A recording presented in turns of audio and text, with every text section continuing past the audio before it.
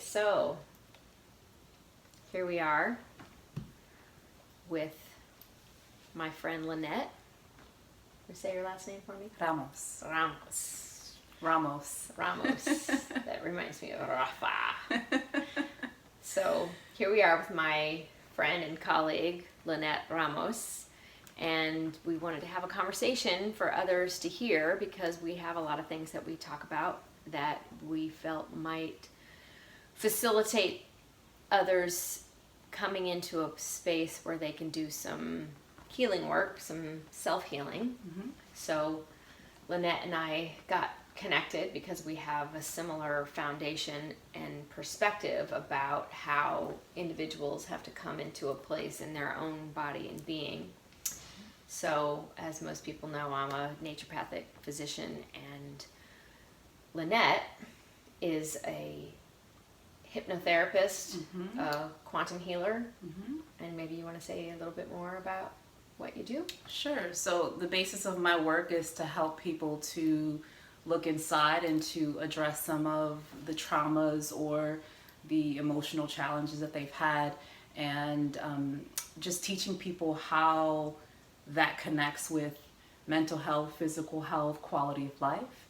So it's just, my work is essentially creating a safe container for people to be able to look into that, because it could be scary for people to, look at some of those things that have kind of haunted them, so to speak. Mm-hmm. So my gift is I'm a good listener. I come to my work with love, and I don't like surface level things. I like to get into the source of the matter. Mm-hmm. And so my work is to guide people there. Awesome. So Lynette and I feel like our work is very much aligned in that I unfortunately have to spend so much of my time being in the clinical field of helping people make sense out of what's going on with their physical symptoms and sort of do this holistic view that's still integrating so much around science and understanding. But at the root of all of that, in the work that I do, it's fundamentally about increasing awareness. Mm-hmm. And until a patient, a person is interested on that level of what is my role in this, what part do I play, what am I not seeing that's keeping me from moving forward,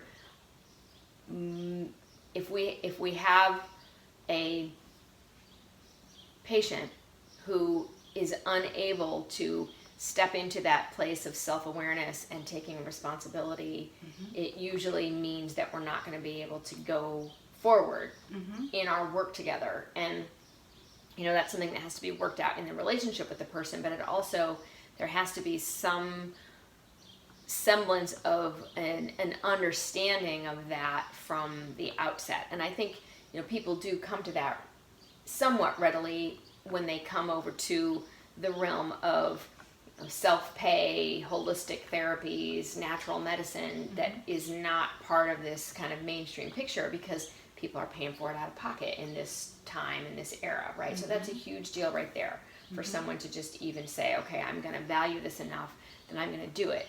But then I find that we still come up against a roadblock where there's still an expectation of something outside of myself changing me, or your natural medicines, your therapies changing me. And there certainly is a capacity for support and shifting something on both a physical and an energetic level mm-hmm. with the modalities that I use, meaning, herbs and hydrotherapy and homeopathy and vitamins and nutrition and diet, all these different ways of intervening in a person's capacity to generate health. But there still comes a point sometimes where a person is unable to proceed in the process because they get either afraid or they get triggered or they don't understand how to take responsibility mm-hmm. for themselves. So I think it's somewhat interesting because even though we have shared some patients, some clients, it's not like we've done an extensive amount of work together in order for you to even come back and say, you know, hey, I think one of the things we should talk about should be patient responsibility or patient's accountability. And that really struck me that you brought that up, because it's actually what we at Options have decided to have as one of our core values within our organization, is that we would all have accountability to ourselves and to others, and, you know, really even to the earth herself, in that we would always be listening to be doing the next right thing. So I'd love to hear you talk a little bit more about how you come at that accountability to self, and how that figures in a healing process. Yeah. Well, I think we've been taught naturally that if anything's going on or off, make the call to the doctor. And I think that there needs to be a relationship, but I think it needs to start with, are you comfortable in your own body? Do you notice the changes in your body? Are you in touch with your body? Because I think that if we're not in touch with our body, we're not looking at those signals in the same way. So one would say, is this signal an attack, or is this signal or imbalance in the body a gift to help you understand that something is out of balance?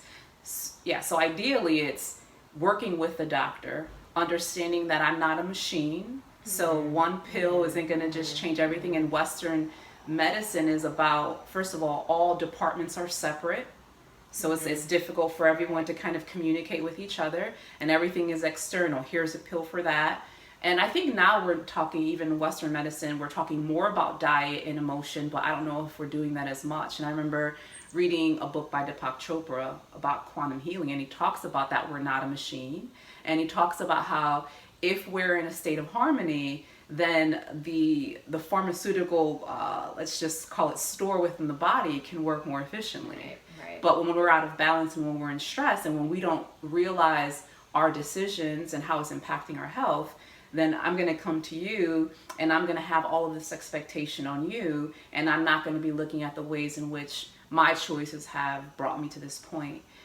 That said, it's not about shame either, because I think some people have a lot of guilt around that too. So it's, yes, I want to be accountable. Yes, I want to make changes, but I'm not going to beat myself up because maybe I learned certain patterns or behaviors. So this is about coming to healing and accountability, but with more self-love, because if we're in a place of shame or guilt, then we've just added on something else onto our plate that is going to further extend that healing or wholeness. It's a very nuanced thing too, because you can have people be genuinely in medical emergencies, but that doesn't preclude the fact that you can also integrate some holistic techniques that's going to increase the capacity of whatever medical intervention you make to work, as well as to mitigate suffering, which isn't that really what medicine is about. So an example that I think about is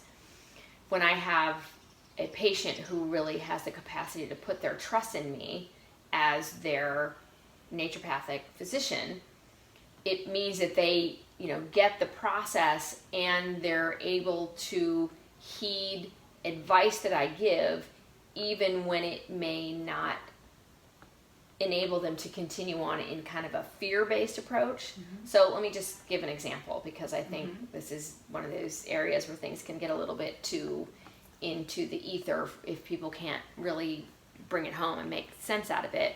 And the example that came to mind was once I was working with a young woman, like 22 years old, and she was developing a urinary tract infection. So, she was having pain on urination, and we had started to give her some homeopathic medicines to take. And, this is something that I have worked with many, many, many, many times without having to resort to antibiotics, which, people think that an antibiotic is the only choice in so many different scenarios. And I have found that it's really doesn't ever have to be a choice if you know how to facilitate the body to self-heal.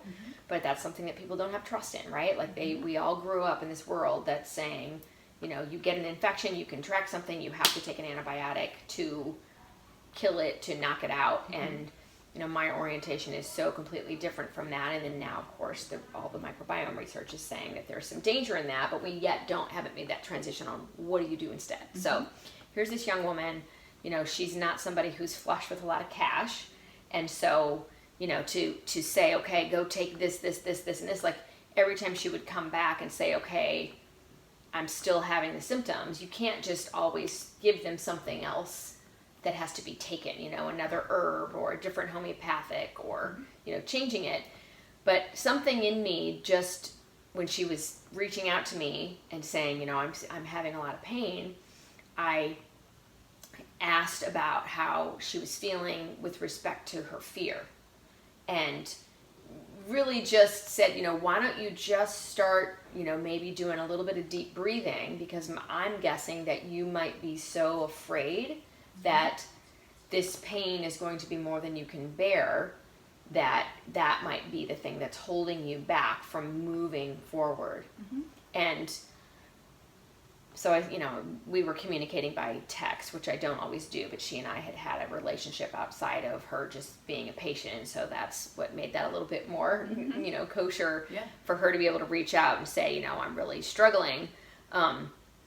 So I just said, why don't you just do with that, and then, check back in with me and after a little bit of time has passed. And here, I don't think I heard from her the rest of the evening, and I'm thinking, okay, what happened? So it was like Friday night, Saturday morning, I texted her and I'm like, how are you doing? Are you still really struggling? Like, you thinking, did you end up going to the ER? Like, and here she said, once I started doing some deep breathing, like the pain went from like a 9 to like a 2. That's beautiful. And so when she realized how much her own anxiety was contributing to the pain, and just settling herself down and not being in a state of, I can't get past this, like just even hearing that from me, like getting that little bit of extra oomph of confidence that you can actually correct this without an antibiotic. That was all she needed.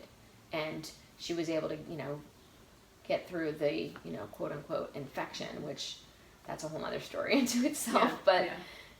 She did fine. Yeah. Well, that's a perfect example of when I talk to people in my work, is when we have something that we're dealing with, most of us want to shove it away or kind of ignore. So even if you have pain in the body, it's like we're clenching, we're afraid.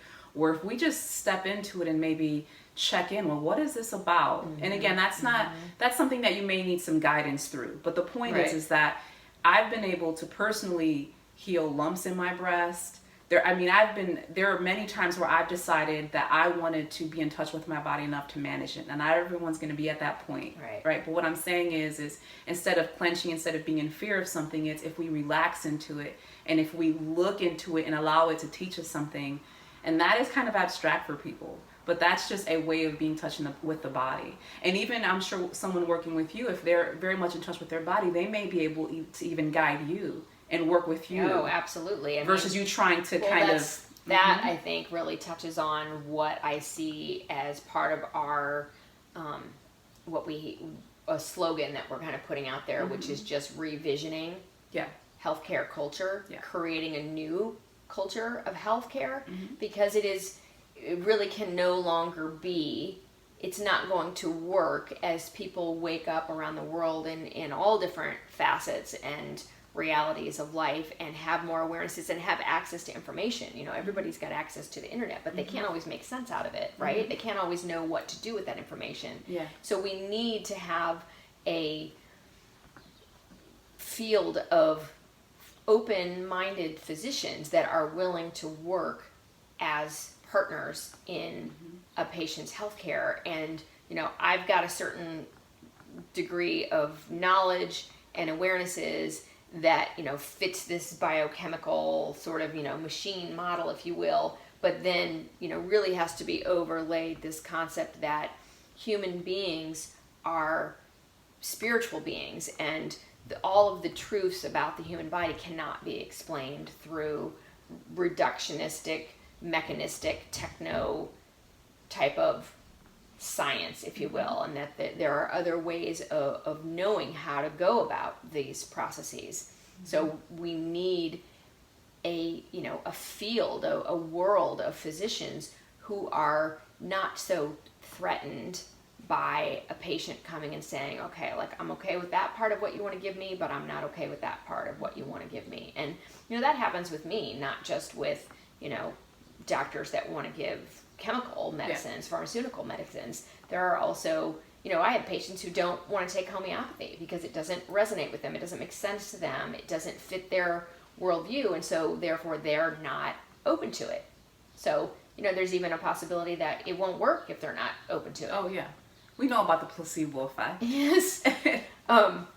So the point being really that this new culture of healthcare has to be joint. It has to be working together almost, really like a team, like, not even so much as a coach or a person who's giving all the direction. It's really more about, this is what we know to be true, and where does that sit with you, and what comes up for you in relationship to that, and how do we shift the way that you see yourself and the way that things work in the world, and then how does that play out in your physical symptoms and your health. Yeah. And I do just want to say something about your having said that what did you say, you've resolved breast lumps in your breast. Mm-hmm. That even that is another, there's other ways of going about that where, someone listening to this might think, oh my God, so she thinks that she's fine and she never went and had, a mammogram or a biopsy, and she doesn't really know that she's fine, and she could be, riddled head to toe with cancer and not even know it. She's so stupid, right? Like somebody could be thinking that, who knows? So the point really is that when we are in tune with our bodies, and then if we come up to a point where we're like, I'm not so sure about that there are other ways aside from a radioactive imaging process to assess whether things are all really good in Whoville or not, right? Well, they even talk about, when we talk about, let's say, cancer and getting those screenings. I remember someone saying, you come back every year, do you have cancer yet again? Because, my mother had cancer, and so every year she has to go back. So it's that fear of, do you have cancer again? Do you have cancer again? Do you have cancer again? So I'm not saying for anyone to be irresponsible with their health, but how accountable are we with our own bodies and our own health?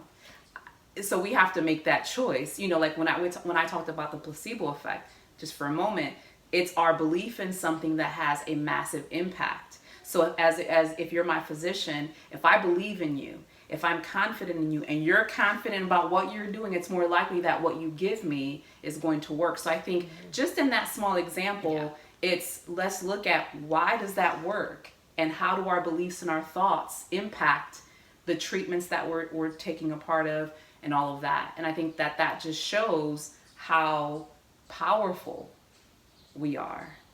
And when we start to look at the body, so when we talk about energy healing, that can again be really abstract for people. It's kind of woo-woo, but really at the base of who we are energetic beings, light beings, information beings, electromagnetic beings. Right. So when we start to look at the foundation of what we really are, we're not just, skin and bones. Flesh. Then we can, materialistic, Right. So then we can look at how can we heal and use modalities at these different levels of who we are. The energetic level, the emotional level, the physical level. And some of us only operate from the standpoint of healing at the physical level. So if I'm taking all the correct supplements and I jog every day and I work out, but I have these massive traumas that I'm angry all the time, or I'm in shame all the time, or I have these other addictions, I don't know if it matters if we're doing all of those other things right, if emotionally speaking. Well, I can tell you absolutely it doesn't matter, because we can check a person's varying hormones and inflammatory markers, and when someone is stressed purely from a state of lack of trust and fear, that's enough to drive up multiple parts of their blood chemistries that then trigger a whole cascade of events that drive all of the hallmarks of a cancering process. So it really has to, you can have any one little piece out of place. You can be doing all the right things and all the right exercise, and people still get very sick. In fact, that's one of the things that people come in, it's the first thing they say. I mean, in fact, cancer patients are known for saying, I've been healthy all my life.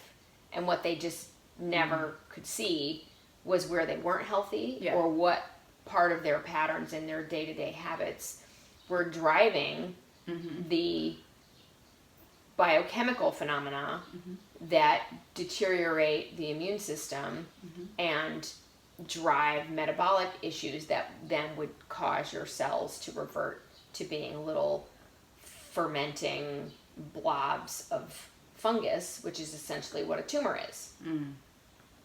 It's a reverted, it's a primitive, it moves into a primitive form of metabolism because it can no longer aerobically use oxygen and make fuel in the way that a healthy cell can.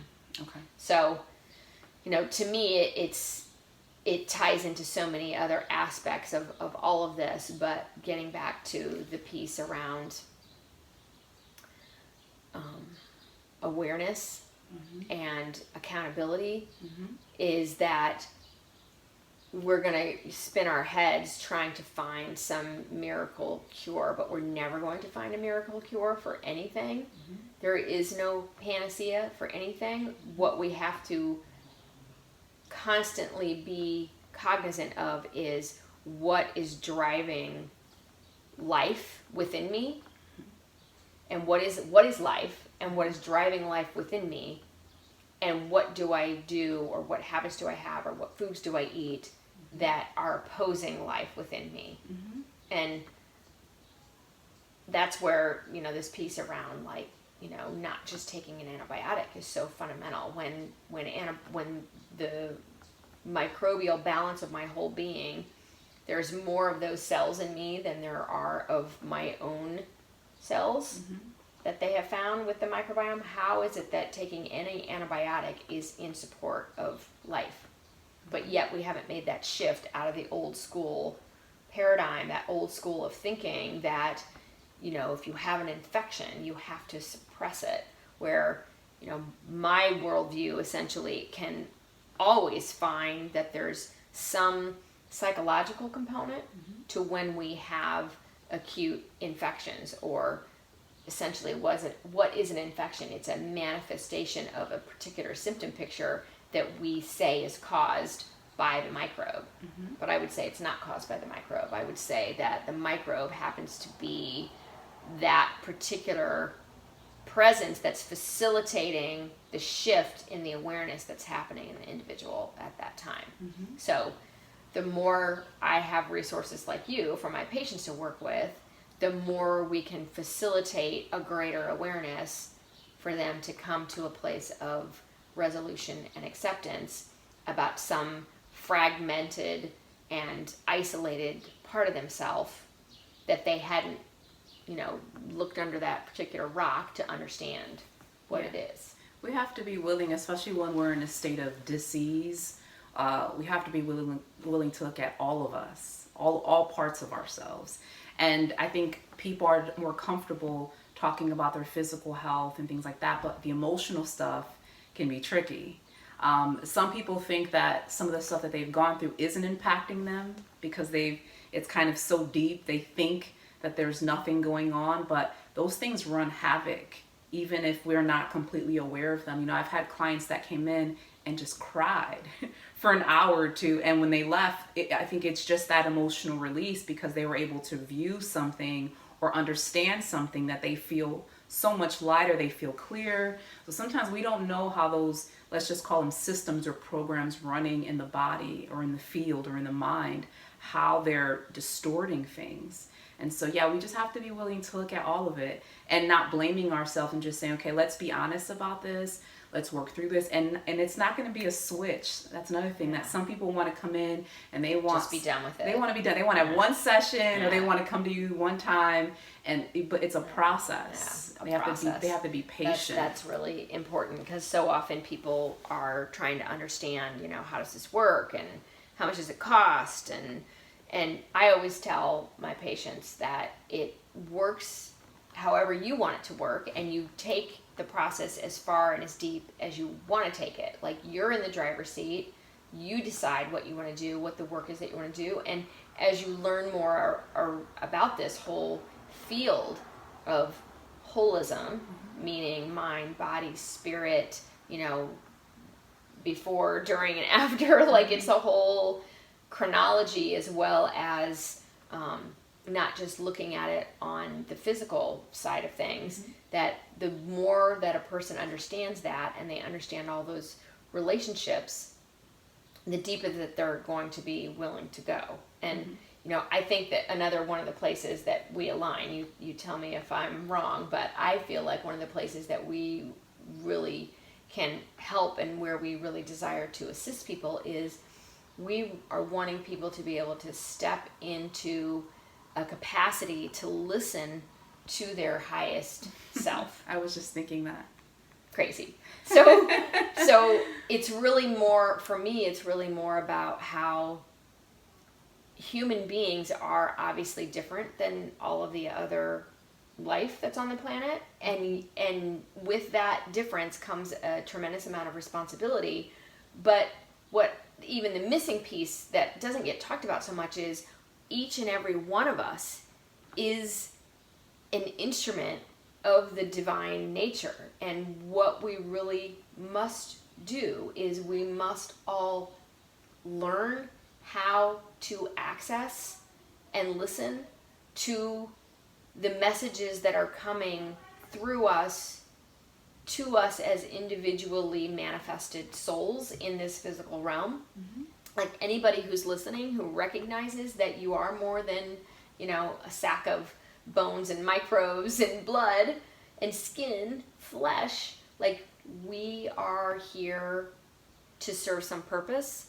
And the sooner that we can unencumber ourselves from all of our ideations and traumas and, you know, acculturations and views and, you know, stuck perspectives, like the more that we can just like blow all that out, the more that we are going to be attuning and aligning ourselves in such a way where we can hear what those messages are and then know what our individual purpose is, and then be able to go and assist others, but then ultimately even, you know, kind of creating a whole new planet, a whole new being, a whole new Gaia, a whole new way of communicating with, you know, what else is there out there. It's so, to me, that's so exciting to think about. And sometimes I think, oh my God, like I'm not going to live long enough to like get to see the real like magic of what happens. And yet, of course, where we are now is all pretty magical. Yeah, you know, part of my work is to help people to connect with that intuition or that gut feeling or however someone wants to describe that, because everyone knows what they need for themselves, and that's going to look different. But again, we're groomed into thinking that being in the logical mind, being in the analytical mind is where our power is. And there's more intelligence that flows through us, and it's about being in tune with that. And I think that we don't trust ourselves enough. Yeah. Well, we've been taught not to trust ourselves from the very beginning to you have to go get educated in a school, you have to learn this book knowledge, you have to study, but there aren't very many schools of thought, educational systems that actually teach us how to have more of an intuitive sense. And listen to our heart and our inner sense. And sometimes trusting life. You know, I've had clients where they've had near-death experiences. They've had these massive things in their life that from the outside looking in, someone may say this is a bad thing. And I'm not trying to romanticize it or make it a beautiful thing, because some of those things are very painful and difficult. But many people will say that shook me at my core, and now I'm living more in line with who I am. Now I'm taking better care of myself. Now I'm more in touch with my heart. So it's like sometimes we go so off track that sometimes life finds a way of correcting us, and sometimes that's through disease or through some sort of mental health challenge. So again, these things and this process of what we call awakening can be very challenging, but it's almost looking at life, is it against me or is it working with me? Yeah. So if someone were to come to you or me with something that is very painful, let's take this and let's use this Yes. to bring you to a place where you feel whole. And again, not to gloss over the pain, because it is a process of working through that, but in the end, let's use it to empower ourselves and to get ourselves on track. Well, I think in my framework, what you're speaking to is really how nature works through a series of shocks to help people come to a place of acceptance and recognizing that a misery is fundamentally a divine blessing, but you can't always see that at the time of the onset of the misery.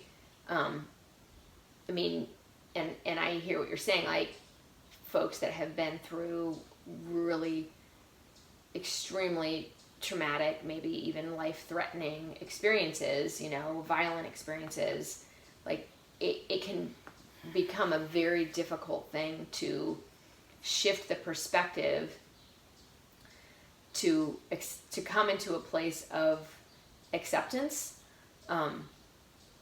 But at the same time, it's so crucial and so fundamental.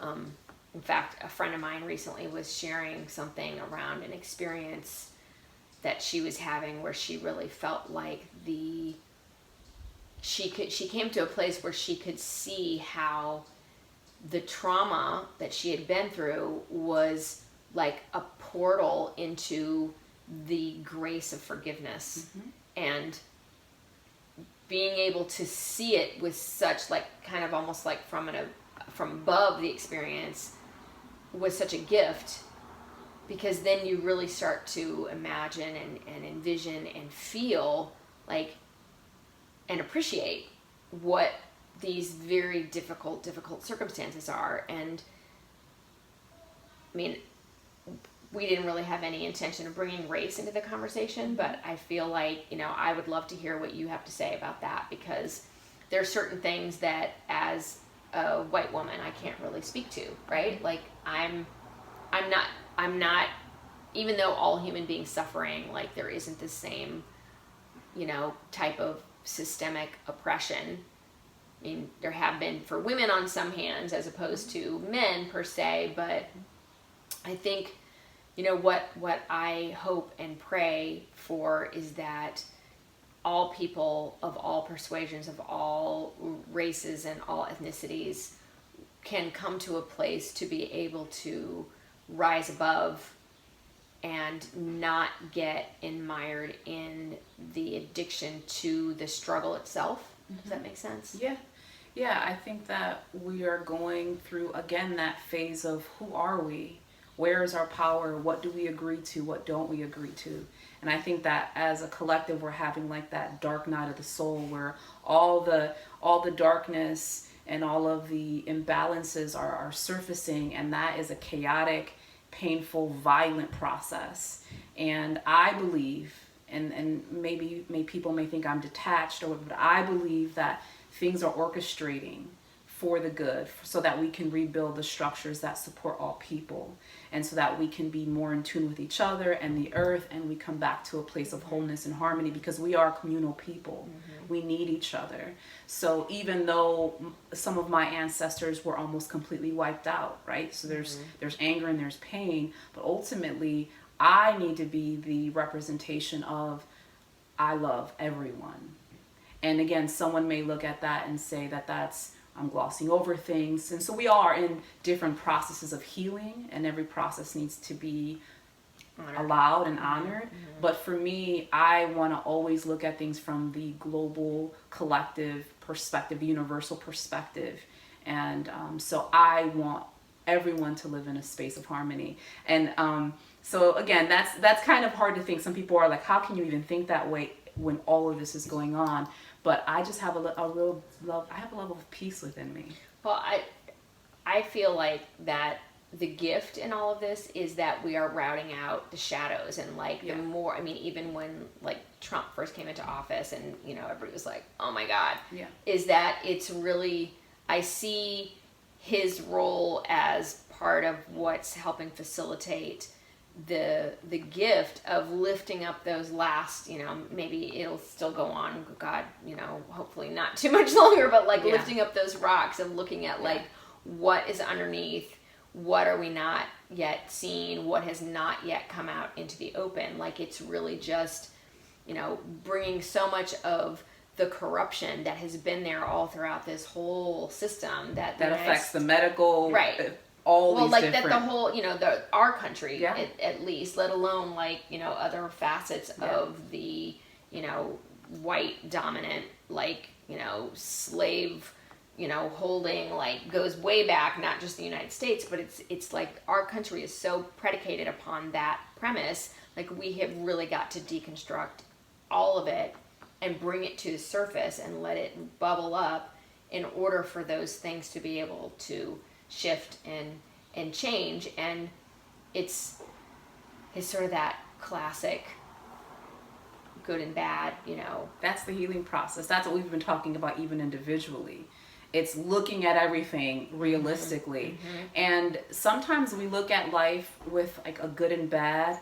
Okay, disease is bad. Right. All of this destruction is bad. But is it really in the scheme of things? So I think that from I don't want to call it a cosmic perspective or a higher perspective, good and bad is very different. If something bad is happening, but it brings you to healing, or something bad is happening, but we connect more, is it really bad?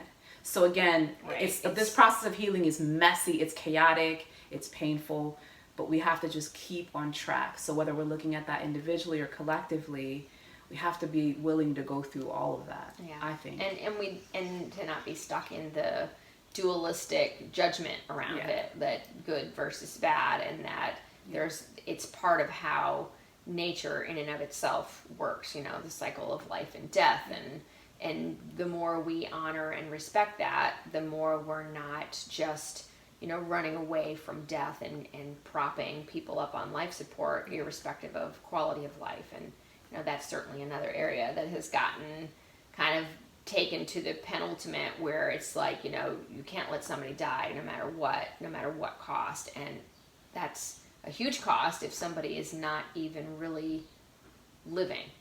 So there's so many layers. Well, that was quite a bit of stuff. Maybe we should wrap up here for today and see where we end up next time. Yeah, definitely. Thanks for listening. Thank you.